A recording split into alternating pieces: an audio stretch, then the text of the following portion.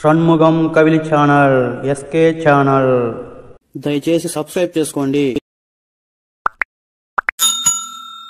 Hi friends, నా పేరు షణ్ముగం. మీరు చూస్తున్నారు షణ్ముగం కవిలి ఛానల్. మన ఛానల్ ఎంతవరకు సబ్స్క్రైబ్ చేయకుండా ఉంటే ఈ వీడియో కింద గల సబ్స్క్రైబ్ బటన్ క్లిక్ చేసి పక్కనే బెల్ ఐకాన్ యాక్టివేట్ చేసుకోండి. మన ఛానల్ను సబ్స్క్రైబ్ చేసిన వాళ్ళందరికీ వెరీ వెరీ థ్యాంక్ యూ. ముందుగా మీకు అందరికీ నమస్కారం. అయోధ్య రామ మందిరం గురించి మీకు తెలియని కొన్ని ఇంట్రెస్టింగ్ విషయాలు. భారతదేశంలోని అయోధ్య రామ మందిరం అనేక చారిత్రక విశేషాలతో నిర్మించబడింది.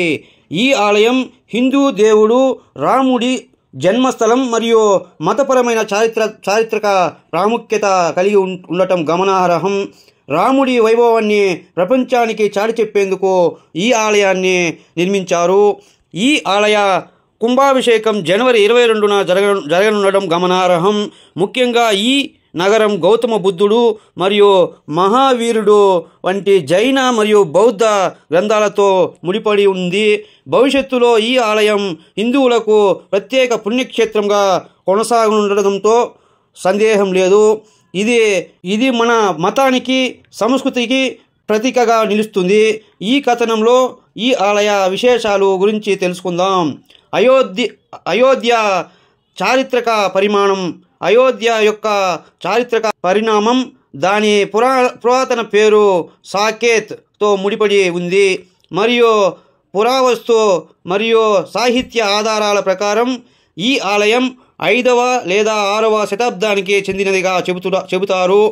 ఈ అందమైన అయోధ్య దేవాలయం ఉత్తర భారతదేశంలోని ఉత్తరప్రదేశ్ రాష్ట్రంలో సరయూ నది ఒడ్డున ఉండటం గమనార్హం. రాబోయే కాలంలో అయోధ్య ఆలయం మతపరమైన మరియు సాంస్కృతిక ప్రాముఖ్యతకు కేంద్ర బిందువుగా ఉంది మరియు యాత్రికులు, చరిత్రకారులు మరియు పర్యాటకులకు స్వర్గధామం. ఈ ఆలయం భారతీయ పర్యాటకులను మాత్రమే కాకుండా విదేశీ పర్యాటకులను కూడా ఆకర్షిస్తుంది. భవిష్యత్తులో ఇది మన అతి పెద్ద చారిత్రక చిహ్నంగా మారుతుండడంలో సందేహం లేదు.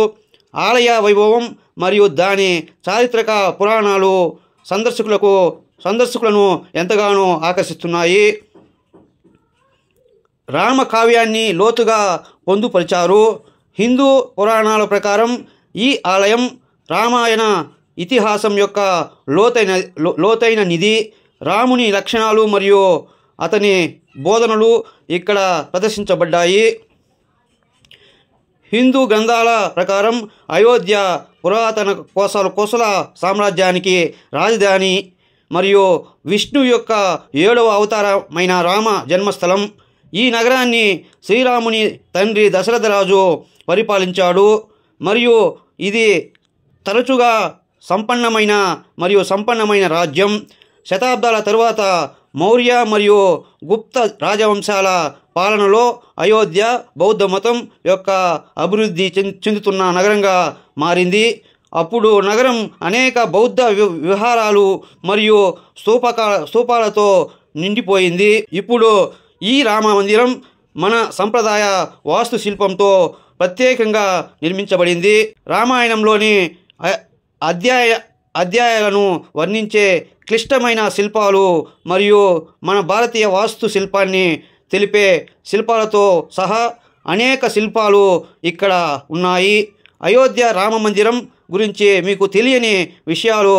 హిందూ విశ్వోద్భవ శాస్త్రం ప్రకారం 4 యుగాల చక్రంలో 2వ యుగం త్రేతాయుగం నుండి అయోధ్య నగరం ఉనికిలో ఉందని నమ్ముతారు. పురాతన కాలంతో ఈ అనుబంధం నగరం యొక్క చారిత్రక ప్రాముఖ్యతను పెంచుతుంది. హనుమంతుడు రాముడికి అనేక విధాలుగా సహాయం చేశాడు. అందుకే అయోధ్యలో తన స్నేహాన్ని చాటుకోవడానికి హనుమాన్ ఉన్నాడు. ఇది హనుమంతునికి అంకితం చేయబడిన ఆలయం. ఈ ఆలయం కొండపైన ఉంది మరియు మనకు అయోధ్య యొక్క పక్షుల వీక్షణను అందిస్తుంది. అయోధ్యలోని ఈ నగరంలో వార్షిక దీపోత్సవ్ అయోధ్య కార్యక్రమం జరుగుతుంది. ఈ రోజున అయోధ్య నగరమంతా వేలాది మట్టి దీపాలతో వెలిగిపోతుంది. వీక్షకులను ఎంతగానో ఆకర్షిస్తుంది. అయోధ్య చరిత్ర పురాణాలు, సాంస్కృతిక పరిణామం మరియు మతపరమైన ప్రాముఖ్యతతో ముడిపడి ఉంది. అందువల్ల యాత్రికులు మరియు పర్యాటకులు అయోధ్యకు పోటెత్తుతూనే ఉన్నారు. ఇది చారిత్రక దేవాలయం అనడంలో సందేహం లేదు. మీరు కూడా ఒకసారి అయోధ్య రామ మందిరానికి వెళ్ళి ఆ శ్రీరాముని పూజించండి, లాభాలు పొందండి. రామ మందిరానికి జనవరి 22ని ఎందుకు ఎంచుకున్నారు? ఈ రోజున మహావిష్ణువు సముద్రాన్ని మదనం చేయడంలో సహాయపడటానికి తాబేలుగా మారడాన్ని నమ్ముతారు.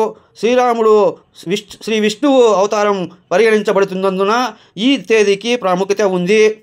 హాయ్ ఫ్రెండ్స్, ఈ వీడియో మీకు నచ్చినట్లయితే లైక్ చేయండి, షేర్ చేయండి, కామెంట్ చేయండి. దయచేసి సబ్స్క్రైబ్ చేసుకోండి. Bye, take care.